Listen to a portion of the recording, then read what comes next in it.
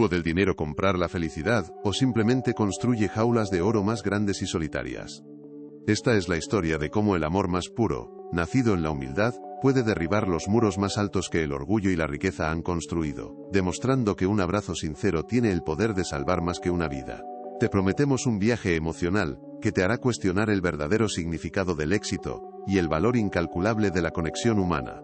Acompáñanos hasta el final para descubrir cómo una joven humilde transforma para siempre el frío imperio de un millonario. Y si esta historia resuena en tu corazón, no olvides suscribirte a nuestro canal para no perderte ni un solo relato que te llegará al alma. En el corazón de la ciudad donde los rascacielos arañaban un cielo indiferente, se alzaba la mansión de Ricardo. No era un hogar sino una declaración de poder arquitectónico. Una fortaleza de cristal y acero pulido que reflejaba el éxito de su dueño, pero que no dejaba entrar la luz del afecto. Ricardo, un arquitecto de renombre, había diseñado cada rincón con una precisión matemática, pero había olvidado cómo infundirle un alma. Viudo y amurallado en su propio dolor, caminaba por los pasillos silenciosos como un fantasma en su propio palacio, un rey cuyo único súbdito era un eco vacío. Cada superficie impecable, cada mueble de diseño, gritaba su riqueza y susurraba su profunda y abrumadora soledad.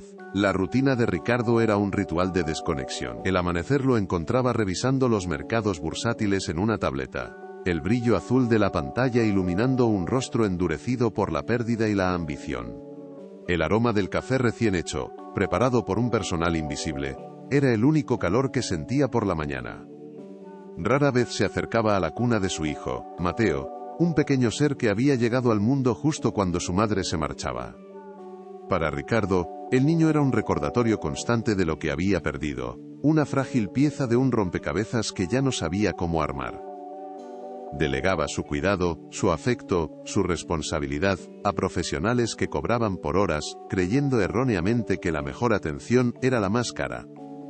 Mateo, por su parte, vivía en una guardería que parecía sacada de una revista de lujo. Un carrusel de diseño colgaba inmóvil sobre su cuna, sus figuras de madera tallada nunca giraban al son de una nana cantada con amor. Los juguetes, pedagógicamente perfectos y exorbitantemente caros, yacían en ordenadas estanterías, sin las marcas de uso, sin la alegría de unas manos pequeñas explorándolos. El bebé era un objeto más en la colección de Ricardo, cuidado con una eficiencia clínica pero desprovisto de la calidez de un abrazo paternal. Había aprendido a no llorar demasiado, un silencio resignado que se había instalado en su pequeño pecho, tan pesado como la atmósfera de la propia mansión. La niñera de turno, una mujer con un currículum impecable y una mirada que nunca se suavizaba, seguía un horario estricto. Biberón a las 8, siesta a las 10, estimulación sensorial a las 11. Cada acción era un punto tachado en una lista de tareas. Mientras alimentaba a Mateo, su otra mano sostenía el móvil, sus pulgares deslizándose por redes sociales ajenas a la pequeña vida que tenía en sus brazos.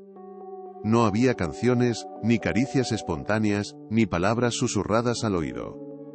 El único sonido era el tic-tac de un reloj de diseño en la pared, un metrónomo que marcaba el pulso de una existencia sin afecto. Un recordatorio constante del tiempo que pasaba sin que nada cambiara realmente. A kilómetros de distancia, en un barrio donde los edificios se apiñaban buscando el calor del otro, vivía Ana. Su mundo era un tapiz de colores vibrantes y sonidos cálidos, el pregón del vendedor ambulante, las risas de los niños jugando en la calle, el aroma del guiso de su vecina colándose por la ventana. Crecida en la sencillez, había aprendido que la mayor riqueza se encontraba en los lazos humanos. En su bolsillo guardaba una carta arrugada, el último encargo de su madre, una antigua empleada de la familia de Ricardo. Era una promesa que debía cumplir, un puente entre dos mundos que estaban a punto de colisionar de la forma más inesperada y dramática. La llegada de Ana a la mansión fue como ver una flor silvestre brotar en el cemento. La imponente verja de hierro forjado se abrió sin un solo ruido, tragándosela en un silencio que contrastaba brutalmente con el bullicio de sus calles. Se sintió pequeña, insignificante ante la fría majestuosidad de la fachada de cristal. El aire mismo parecía diferente, más fino, más difícil de respirar. Apretó la carta en su mano, un ancla de papel en un océano de opulencia desconocida. Era el último vínculo con su madre, y el único motivo por el que se atrevía a cruzar aquel umbral, sin saber que su propósito allí iba a ser mucho más grande que la simple entrega de un mensaje. Un mayordomo de gesto impasible la condujo a un vestíbulo tan vasto y desangelado como el interior de una catedral moderna. Sus pasos resonaban en el mármol pulido, cada eco acentuando su sensación de no pertenecer a ese lugar. Las paredes estaban adornadas con arte abstracto que no le decía nada, piezas frías que parecían elegidas para impresionar, no para conmover. Le pidieron que esperara en un sofá de cuero blanco que parecía demasiado perfecto para ser usado. Se sentó en el borde con la espalda recta, sintiéndose observada por el silencio, una presencia casi sólida que lo llenaba todo y que parecía juzgar su humilde apariencia. Mientras esperaba, sus ojos se posaron en un gran retrato familiar colgado en la pared principal. En él, una mujer de sonrisa radiante abrazaba a un Ricardo cuya mirada ya contenía una sombra de distancia, una premonición de la coraza que estaba por construir. Ana sintió una punzada de empatía. Detrás de toda aquella riqueza, de aquella perfección calculada, percibía una tristeza profunda, una ausencia tan palpable que casi podía tocarla. Comprendió que aquella casa no era un hogar, sino un mausoleo. Un monumento a un amor perdido que había congelado en el tiempo el corazón del hombre que aún vivía entre sus muros. De repente, un sonido casi imperceptible rompió la quietud, un quejido débil, agudo, proveniente del piso de arriba. No era el llanto de un bebé que busca atención, sino el lamento ahogado de una incomodidad real. El instinto de Ana, afilado por años cuidando de sus hermanos pequeños y de los niños del vecindario, se activó de inmediato.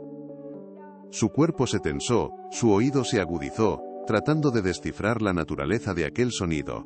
¿Cómo podía un niño sonar tan solo en una casa tan grande? La pregunta flotó en el aire silencioso, cargada de una preocupación que nadie más en esa casa parecía sentir.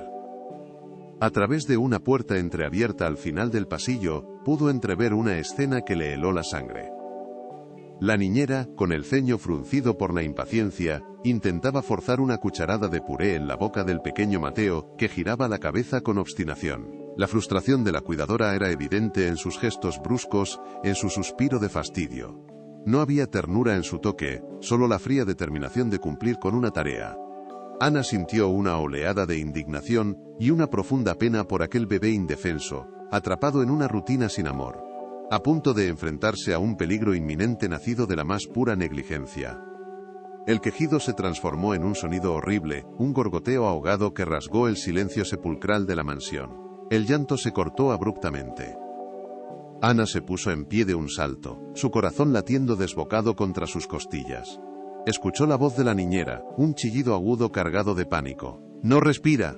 ¡Dios mío, se está ahogando! ¡No puede respirar!». El caos estalló en la planta superior. La fachada de profesionalidad de la cuidadora se había desmoronado en un instante, revelando a una persona completamente superada por la situación, cuya inacción estaba costando segundos vitales para la supervivencia del pequeño. Sin pensarlo dos veces, movida por una fuerza que no entendía pero que la dominaba por completo, Ana corrió. Subió las escaleras de mármol de dos en dos, sus zapatillas de lona, haciendo un ruido sordo que era un grito de urgencia en la quietud de la casa. No le importaron las reglas, ni el mayordomo, ni su humilde condición de visitante. Solo le importaba la vida que se estaba apagando. Irrumpió en la guardería y la escena la golpeó con la fuerza de un puñetazo. La niñera, paralizada por el terror, sostenía a un bebé cuyo rostro empezaba a adquirir un alarmante tono azulado. Con una calma que contrastaba violentamente con el pánico de la otra mujer, Ana tomó el control. «Démelo», ordenó con una voz firme que no admitía réplica. Apartó suavemente a la niñera y cogió al pequeño Mateo en sus brazos.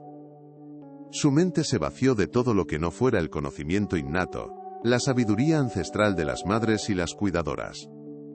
Con movimientos rápidos y precisos, colocó al bebé boca abajo sobre su antebrazo y le dio 5 palmadas secas en la espalda, justo entre los omóplatos.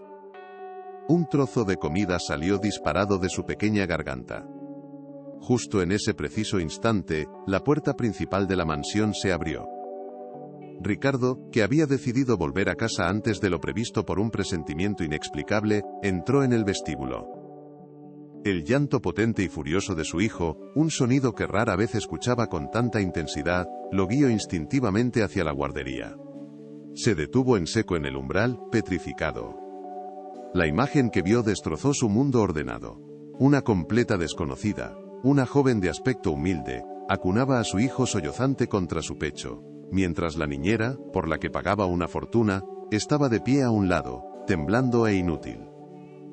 En ese momento, las sólidas paredes de su realidad comenzaron a agrietarse. El silencio que siguió al llanto de Mateo fue denso, cargado de preguntas no formuladas. Ricardo miró a la desconocida, Ana, que acunaba a su hijo con una naturalidad que él jamás había poseído. Luego, sus ojos se posaron en la niñera profesional, pálida y temblorosa, la encarnación de la incompetencia pagada a precio de oro. En ese instante, una verdad ineludible se abrió paso a través de su armadura de orgullo. Había estado pagando por cuidado pero no por afecto. Sin mediar más palabra que un despido gélido para la niñera, se volvió hacia Ana. No fue una petición, sino una súplica disfrazada de oferta de trabajo. Le ofreció el puesto, el sueldo que quisiera, cualquier cosa con tal de mantener cerca esa calma y esa protección que su hijo necesitaba tan desesperadamente. El primer día de Ana como cuidadora oficial de Mateo fue un acto de silenciosa revolución. Ignoró el horario plastificado que colgaba en la pared, un documento que dictaba cada minuto de la existencia del bebé con una frialdad corporativa. En su lugar, abrió de par en par las cortinas que mantenían la habitación en una penumbra perpetua, dejando que la luz del sol inundara el espacio y bailara sobre los barrotes de la cuna. Cogió a Mateo en brazos, no porque fuera la hora de la alimentación, sino porque sintió que el pequeño necesitaba el calor del contacto humano. Susurró una vieja canción de cuna, la misma que su madre le cantaba a ella, y su voz llenó un silencio que durante meses solo había sido roto por llantos resignados. La mansión, diseñada para la eficiencia y la exhibición, no estaba preparada para la ternura. Los pasillos de mármol, acostumbrados al eco solitario de los pasos de Ricardo, comenzaron a absorber los sonidos de la vida. El balbuceo feliz de Mateo, las risas suaves de Ana durante sus juegos en la alfombra, el tintineo de un sonajero improvisado con unas llaves. Eran sonidos pequeños, casi insignificantes, pero en la acústica de aquella casa sonaban como un estruendo de esperanza. El personal, acostumbrado a la invisibilidad y al silencio, se detenía a escuchar, con una curiosidad que poco a poco se transformaba en una sonrisa cómplice. El alma de la casa, dormida durante tanto tiempo, comenzaba a desperezarse lentamente, despertada por la melodía del afecto genuino. Ricardo, encerrado en su despacho, intentaba concentrarse en los planos y las cifras, pero los nuevos sonidos de su hogar se filtraban por debajo de la puerta, distrayéndolo. Al principio, era una molestia, una interrupción en su ordenada soledad. Pero pronto se encontró esperando escuchar la risa de su hijo, un sonido que hasta entonces había sido tan extraño como un pájaro cantando en pleno invierno. Se levantaba de su silla, se acercaba sigilosamente al pasillo y observaba desde la distancia. Veía a Ana en el suelo, haciendo muecas para divertir a Mateo, y una extraña sensación, una mezcla de anhelo y arrepentimiento, se instalaba en su pecho. Estaba presenciando la infancia de su hijo como un espectador en su propia vida. Una tarde, Ana decidió que el mundo de Mateo no podía limitarse a 4 paredes, por muy lujosas que fueran. Lo envolvió en una manta suave y lo llevó al jardín, un espacio inmaculado que los jardineros mantenían con precisión quirúrgica pero que nadie disfrutaba. Descalzó al bebé y posó sus diminutos pies sobre la hierba fresca y ligeramente húmeda. La expresión de sorpresa y deleite en el rostro de Mateo fue un poema silencioso. Por primera vez, el niño sentía la textura del mundo real, el cosquilleo de la naturaleza, el abrazo del aire libre. Ana le señaló una mariposa que revoloteaba cerca, y los ojos del pequeño la siguieron con una fascinación pura. Estaba descubriendo que la vida existía más allá de su jaula de oro. El cambio en Mateo fue tan evidente que hasta Ricardo no pudo ignorarlo. El bebé, antes apático y silencioso, ahora gorjeaba, buscaba el contacto visual y sonreía con una facilidad que desarmaba. Dormía mejor, comía con más ganas, y sus ojos brillaban con una nueva luz. Era como si el amor de Ana estuviera regando una planta que todos creían marchita. Durante una revisión, el pediatra, un hombre de pocas palabras, miró a Ricardo por encima de sus gafas y sentenció: lo que sea que esté haciendo, siga haciéndolo. Este niño está floreciendo. Ricardo no supo qué responder. El mérito no era suyo. El milagro lo estaba obrando una joven humilde que entendía un lenguaje que él había olvidado por completo. Poco a poco Ricardo comenzó a ceder. Sus regresos a casa se adelantaron. Las reuniones de última hora empezaron a parecerle menos importantes. Una noche, entró en la guardería y encontró a Ana meciendo a Mateo, cantándole en voz baja. No se escondió. Se quedó en el umbral, observándolos abiertamente. Ana se percató de su presencia y le dedicó una pequeña sonrisa, sin dejar de mecer al niño.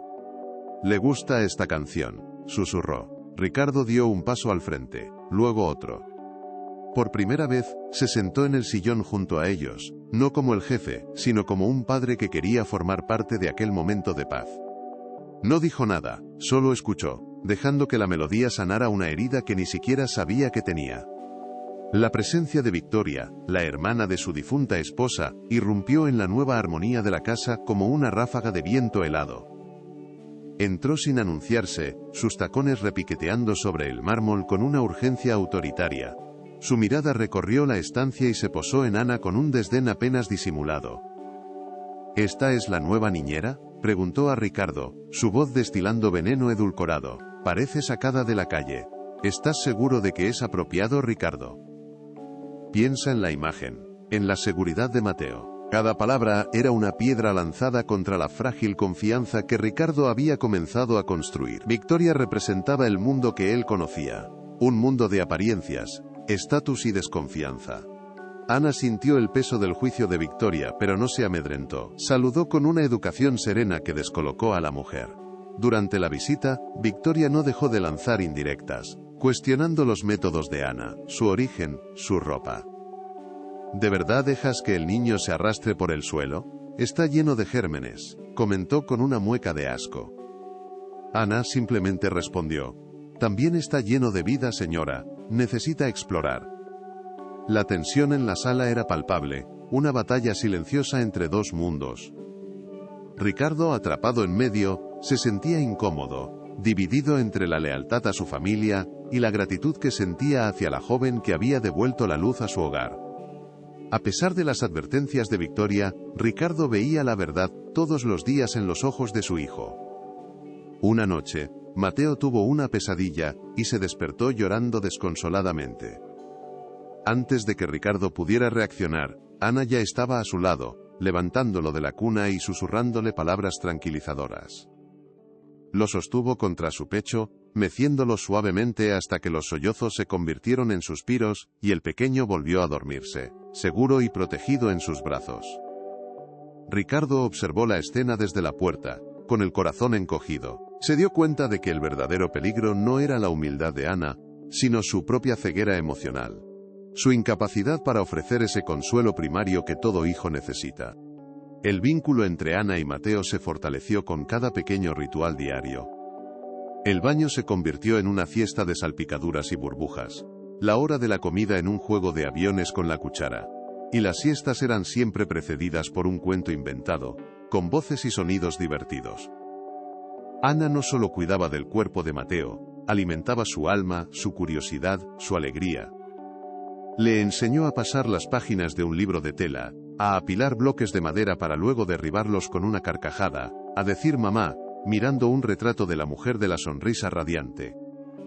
Estaba construyendo los cimientos de la infancia del niño, ladrillo a ladrillo, con el cemento del amor incondicional.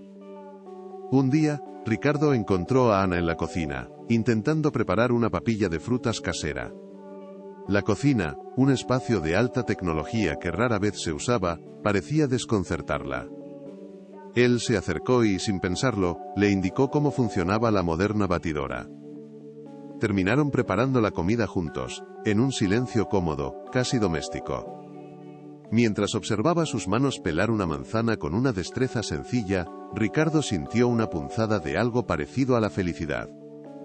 Era un momento normal, ordinario, pero para él era extraordinario. Por un instante, la enorme mansión se sintió como un verdadero hogar, un lugar donde dos personas podían compartir una tarea simple por el bien de un niño. La transformación de Ricardo ya no era un secreto. Sus empleados notaron que sonreía más, que su voz había perdido parte de su dureza. Empezó a delegar más en el trabajo, a rechazar proyectos que lo obligarían a viajar. Quería estar en casa para la hora del baño de Mateo, para escuchar el cuento de buenas noches de Ana. Una tarde, llegó con un pequeño oso de peluche, el primer juguete que compraba personalmente para su hijo. Se lo entregó a Mateo, que lo abrazó con fuerza. Ana lo miró, y en sus ojos no había más que una cálida aprobación.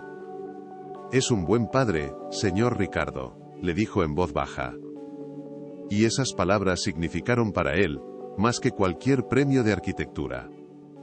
Una noche, mientras revisaba unos documentos, escuchó el suave sonido de una caja de música. Era la que había pertenecido a su esposa. Siguió la melodía hasta la guardería y vio a Ana sentada en el suelo, mostrándole a Mateo cómo las pequeñas figuras de bailarina giraban al compás de la música. Se sentó junto a ellos, en silencio, y por primera vez, compartió un recuerdo de su esposa con Ana. Le habló de cómo le gustaba esa melodía, de cómo soñaba con cantársela a su hijo. No había dolor en su voz, solo una dulce melancolía. Ana lo escuchó con un respeto profundo, comprendiendo que estaba siendo testigo de cómo un corazón blindado se atrevía a sentir de nuevo. La casa respiraba un aire nuevo, una atmósfera de calma y afecto que parecía haber desterrado para siempre los fantasmas de la soledad. Los progresos de Mateo eran la prueba diaria de que el amor era el alimento más poderoso. Sin embargo, en el mundo de Ricardo, un mundo construido sobre la desconfianza y las apariencias, una felicidad tan simple y pura, era una anomalía. La influencia de Victoria seguía siendo una sombra persistente, una voz en su cabeza, que le recordaba los abismos sociales que lo separaban de Ana. La paz era real pero frágil, como un castillo de naipes que una sola ráfaga de malicia podía derribar en un instante. ¿Puede una sola persona cambiar el destino de una familia? La llegada de Ana fue como una suave lluvia de primavera tras un invierno largo y cruel. Cada gesto de ternura, cada canción susurrada al oído de Mateo, era una gota de agua que erosionaba la dura piedra de la soledad de Ricardo. La casa, antes un mausoleo de recuerdos dolorosos, comenzaba a respirar de nuevo, a llenarse de una vida que el dinero no podía comprar. Estaba demostrando, día a día, que el valor de una persona no reside en su cuenta bancaria, sino en la riqueza de su corazón, y en su capacidad para dar amor sin esperar nada a cambio. Una tarde, mientras el sol se filtraba por los ventanales tiñendo la habitación de un color dorado, Ricardo encontró a Ana enseñándole a Mateo a aplaudir. El sonido torpe y feliz de las manitas del bebé chocando entre sí, fue la música más hermosa que había escuchado en años. Vio a su hijo, verdaderamente feliz, y a la joven que había hecho posible ese milagro, y comprendió que la esperanza tenía un rostro y un nombre. En ese preciso instante, se prometió a sí mismo proteger esa frágil felicidad, sin importar el precio, sin importar a quién tuviera que enfrentarse para mantenerla a salvo. Pero la luz a menudo atrae a las sombras. En la periferia de esta burbuja de calor y afecto, la desconfianza comenzaba a tejer su red. Victoria, la cuñada de Ricardo, observaba desde la distancia, su mente calculadora buscando una grieta, una debilidad en aquella joven humilde. No podía permitir que alguien como Ana desmantelara el orden que tanto le convenía. Un plan, frío y cruel, comenzaba a tomar forma en su mente, amenazando con destruir el frágil puente que se estaba construyendo entre esos dos mundos tan diferentes, un puente basado en la confianza y el afecto. Esta historia de amor y superación está llegando a corazones en todo el mundo, uniendo a personas que creen en el poder de la bondad. Nos emociona saber hasta dónde viajan nuestros relatos. Déjanos un comentario y cuéntanos desde qué ciudad nos estás acompañando en este viaje emocional. Queremos sentirte cerca, saber que esta conexión que estamos construyendo juntos cruza fronteras, y nos une en una misma emoción, en una misma esperanza de un mundo más humano y compasivo para todos. El camino de Ana y Ricardo apenas ha comenzado, y los desafíos que se avecinan pondrán a prueba su fe y su coraje. Si su historia te está conmoviendo y quieres descubrir cómo enfrentarán la oscuridad que se cierne sobre ellos, te invitamos a ser parte de nuestra comunidad. Suscríbete a nuestro canal, y activa las notificaciones para no perderte ni un solo capítulo. Tu apoyo nos permite seguir creando estas historias que nos recuerdan que, incluso en la noche más oscura, la luz de un corazón noble puede brillar con más fuerza que cualquier adversidad. La cena de negocios se desarrollaba con la precisión de un mecanismo de relojería suizo, una coreografía de sonrisas calculadas y conversaciones estratégicas en el comedor principal de la mansión. Ricardo, en su elemento, se movía entre sus invitados, figuras influyentes del mundo de la arquitectura y las finanzas. Sin embargo, una parte de su mente estaba en otra parte, en la planta de arriba, donde el sonido de la risa de su hijo, ahora una melodía familiar, le llegaba como un eco lejano. En medio de este despliegue de poder, la llegada de Victoria fue una nota discordante. Entró con una sonrisa tensa, su mirada barriendo la estancia hasta encontrar a Ana, que pasaba discretamente con una bandeja. En los ojos de Victoria no había saludo. Solo el frío brillo de un depredador que ha localizado a su presa y espera pacientemente el momento perfecto para atacar y destruir la paz. El momento llegó justo cuando se servía el postre. Victoria se levantó bruscamente, su silla arañando el mármol y atrayendo la atención de todos los presentes. Llevándose una mano al cuello con un gesto teatral, anunció con una voz quebrada por una falsa angustia que su joya más preciada, un camafeo que había pertenecido a su difunta hermana, había desaparecido de su habitación. El silencio cayó sobre la mesa. Todas las miradas se volvieron hacia ella, y Victoria, con una maestría cruel, dejó que sus ojos se posaran en Ana, que se había quedado helada cerca de la puerta. Es la única persona ajena a la familia que ha estado hoy en la planta de arriba, dijo, su voz cargada de una insinuación venenosa. No era una pregunta, sino una sentencia. El aire se llenó de una tensión insoportable, acusadora. Para cimentar su cruel acusación, Victoria sacó de su bolso un pequeño pañuelo de seda. Con manos temblorosas, lo desdobló para revelar un modesto pendiente de plata, simple y sin valor aparente. Encontré esto en el suelo, junto a mi joyero vacío, declaró mirando a Ricardo. Creo que lo reconocerás. Pertenece a la señorita, afirmó, señalando directamente a Ana, cuyo rostro se había tornado de un blanco pálido. Era uno de los pendientes que Ana llevaba puestos ese mismo día. Debía habérsele caído. La prueba era circunstancial, pero en aquel ambiente de riqueza y desconfianza, era más que suficiente. Ricardo se sintió atrapado en una pesadilla. Ante sus socios, ante su familia, la lógica fría de las apariencias chocaba violentamente con la incipiente confianza que había depositado en la joven que había salvado a su hijo. El mundo de Ana se desmoronó en un instante. La humillación era un fuego que le quemaba las mejillas, pero el dolor más profundo provenía de la mirada de Ricardo. Vio la duda en sus ojos, la vacilación, la sombra del hombre que era antes, un hombre que creía en las cifras y en las apariencias, no en las personas. Su primer impulso fue gritar su inocencia, defenderse de aquella mentira tan vilmente orquestada. ¿Pero qué podía decir? ¿Cómo podía luchar contra una red tejida con tanta malicia? Se sintió completamente sola, una extraña en un mundo que la juzgaba por su ropa y su origen.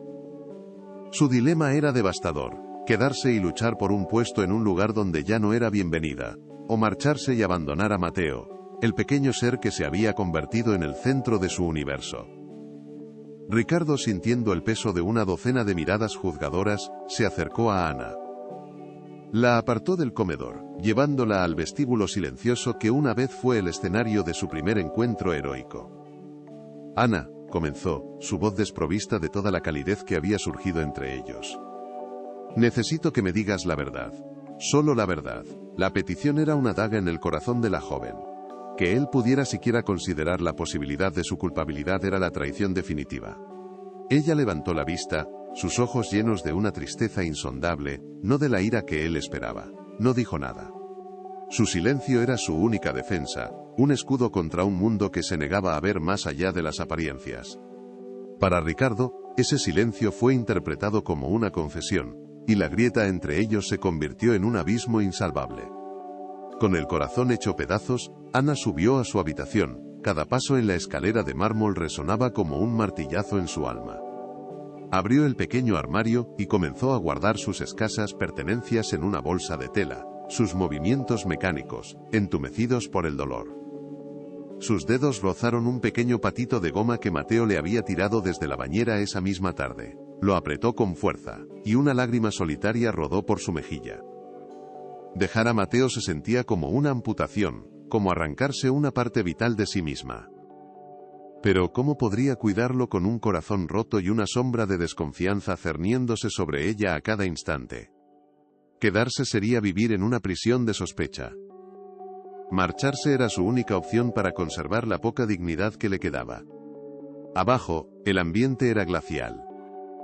La cena de negocios había terminado abruptamente. Los invitados se marchaban con excusas apresuradas y miradas de soslayo. Victoria, con el aire de una mártir victoriosa, consolaba a un Ricardo ausente. «Te lo advertí, Ricardo. Esta gente es así. No puedes fiarte», susurraba, sus palabras como gotas de veneno en su oído.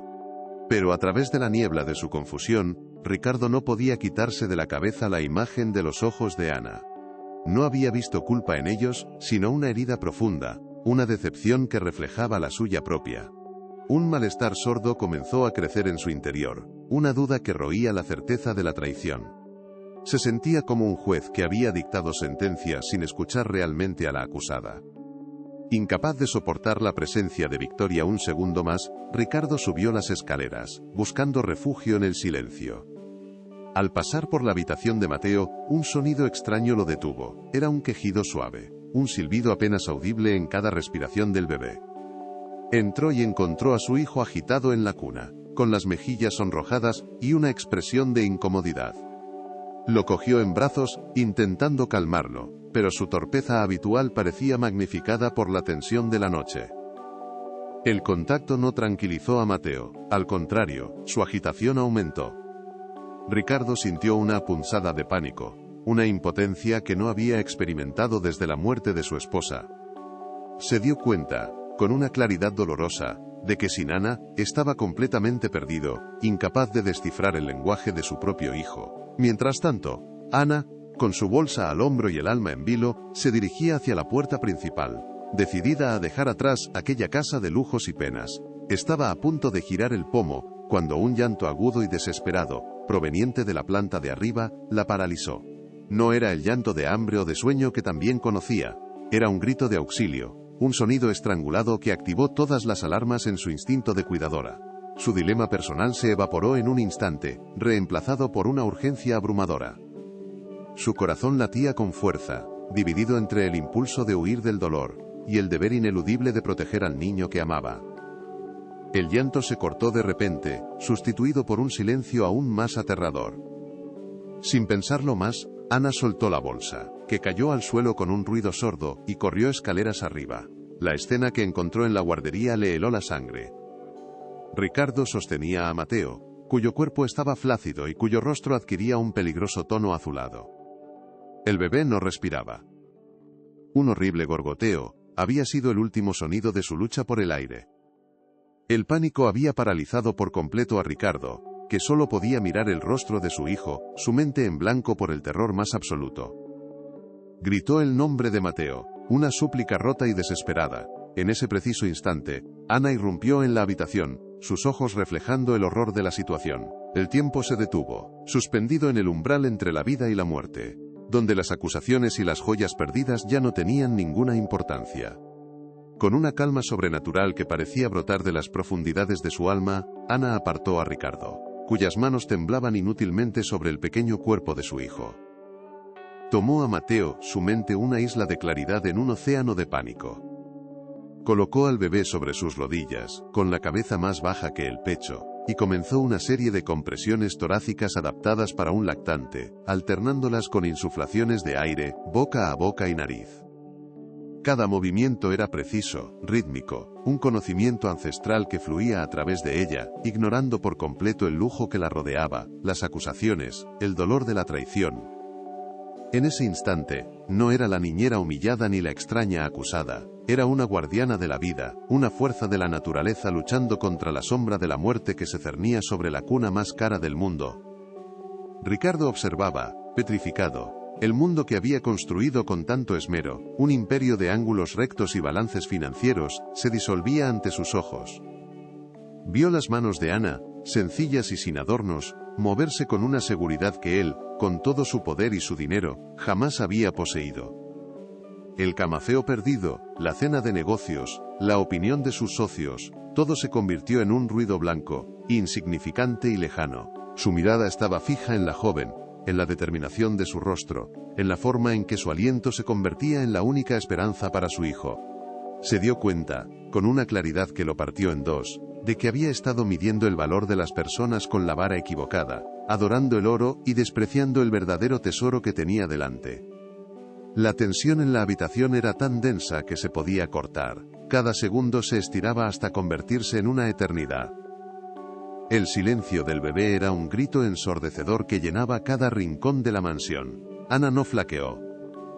Continuó con las maniobras, su voz un susurro constante y tranquilizador, no para el bebé, que no podía oírla, sino para sí misma, para mantener a raya el terror que amenazaba con paralizarla.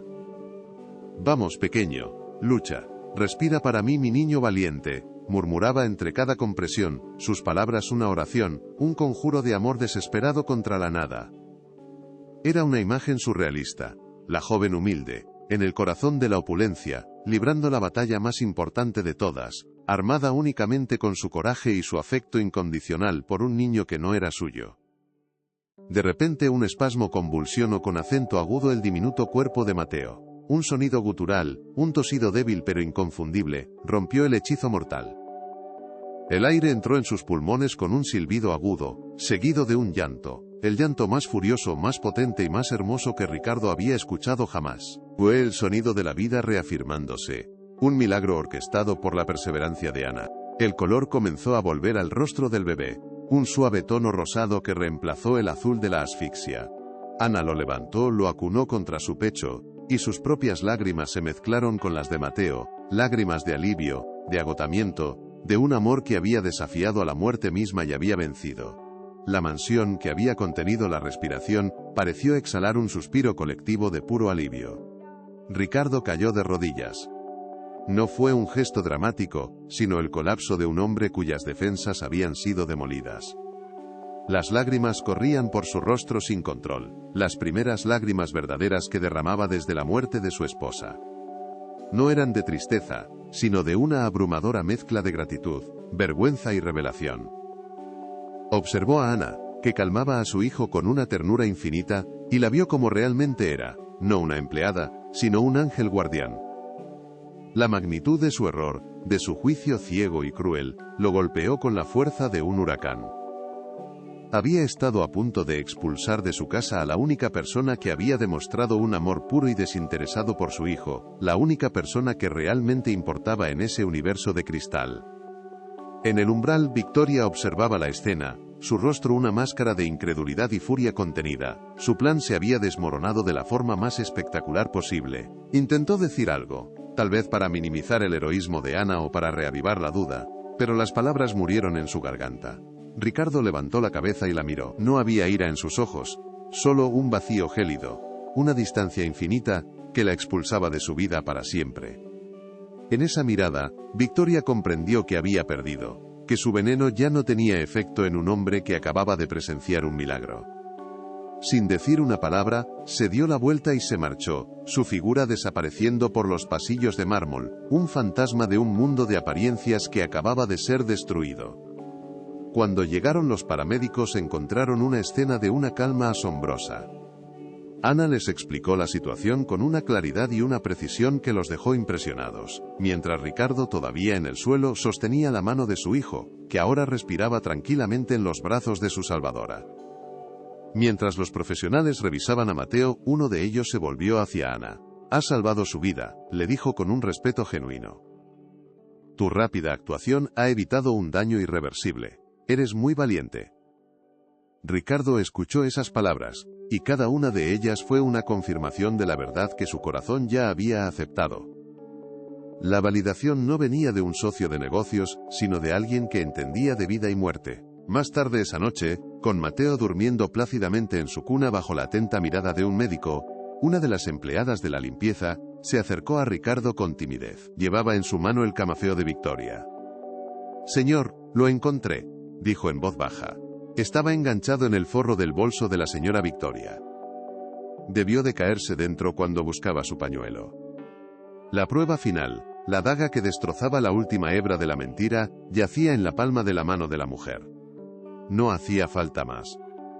La manipulación había quedado expuesta en toda su crueldad, no por una investigación, sino por el simple azar que a veces acompaña a la justicia divina, iluminando la oscuridad con una verdad innegable y rotunda. Ricardo se acercó a Ana, que estaba sentada en un sillón, observando a Mateo dormir. Sostenía el camafeo en su mano, no como una acusación, sino como un símbolo de su propia ceguera. Ana, comenzó, su voz rota por la emoción. No hay palabras en ningún idioma que puedan expresar lo avergonzado que estoy. Te juzgué, desconfié de ti, y te herí de la forma más vil. Me dejé envenenar por un mundo de apariencias, y casi pierdo lo único que importa. Se arrodilló frente a ella, un gesto de sumisión total. Salvaste a mi hijo 2 veces. Me salvaste a mí de mí mismo. ¿Podrás perdonarme algún día? La pregunta quedó suspendida en el aire, cargada con el peso de toda una vida de errores. Ana lo miró, y en sus ojos no había rastro de rencor, solo una profunda y compasiva comprensión. Vio a un hombre roto, despojado de su arrogancia, un padre aterrorizado que acababa de reencontrarse con su humanidad. Extendió su mano y la posó suavemente sobre la de él, que aún sostenía la joya. No hay nada que perdonar, Ricardo, susurró. El amor no entiende de errores, solo de oportunidades para sanar.